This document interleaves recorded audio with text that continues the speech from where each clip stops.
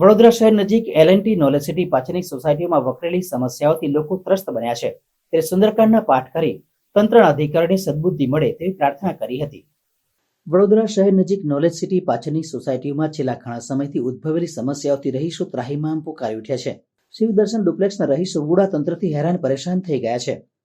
પાણી, ગટર, street light સહિતની સુવિધાનો અભાવ જોવા મળ્યો છે, ત્યારે ઉભરાતા ખાળકુવાથી લોકોના આરોગ્ય જોખમાય તેવી ભીતિ સેવાઈ રહી છે। 4 વર્ષથી રજૂઆત કરવા છતાં પણ આજ દિન સુધી તંત્રના પેટનું પાણી નહીં હાલતા હવે રહીશો પ્રભુના શરણે પહોંચ્યા છે। તેવામાં સ્થાનિક રહીશોએ સુંદરકાંડના પાઠ કરીને તંત્રના અધિકારીઓને સદબુદ્ધિ આપે તેવી પ્રાર્થના કરી હતી। જવાબદાર તંત્રને રજૂઆત કરવામાં આવી, બિલ્ડરોને વારંવાર રજૂઆત કરવામાં આવી, પણ પ્રાથમિક સુવિધાના નામે મીંડું છે। આજ દિન સુધી અમને ગાંધીનગર મોકલે, વુડામાં મોકલે, અહીંયા બિલ્ડરો પાસે જઈએ, પણ અમે દોડીને થાકી ગયા છીએ।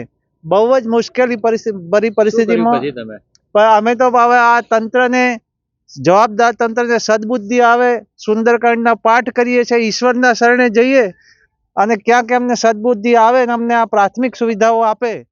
क्या नाम है, स्ट्रीट लाइट है वो भी नहीं दी गई है, और भी छोटी छोटी सुविधाएं तो छोड़ी दो, जो मूलभूत सुविधाएं जो पानी और गटर की होती है और इलेक्ट्रिसिटी की, वो हमें प्रोवाइड नहीं हुई है। इलेक्ट्रिसिटी थोड़ा बहुत चल रहा है, लेकिन पानी और गटर लाइन एकदम ही खराब है, जिसमें आप देखेंगे इधर पूरा पानी भरा हुआ है, या आपके यहाँ भी दिख रहे हैं, यहाँ भी पूरा पानी भरा हुआ है। इसके लिए ऊडा अधिकारी इस पे एक्शन ले और इसको तुरंत ठीक करने की कोशिश करे। क्या नाम आपका? मेरा नाम सूबेदार दशरथ सांबरे, इंडियन आर्मी से रिटायर्ड हूँ। मैं मध्य प्रदेश का रहने वाला हूँ और मैं यहाँ का गुजरात मॉडल जैसे सुना था मैंने, उस हिसाब से मैं यहाँ आके बसने की कोशिश किया, बसा हूँ, लेकिन यहाँ की जो एक्चुअल में ग्राउंड रियलिटी देख रहा हूँ तो ये इस टाइप से लग रही है, ये गलत लग रहा है।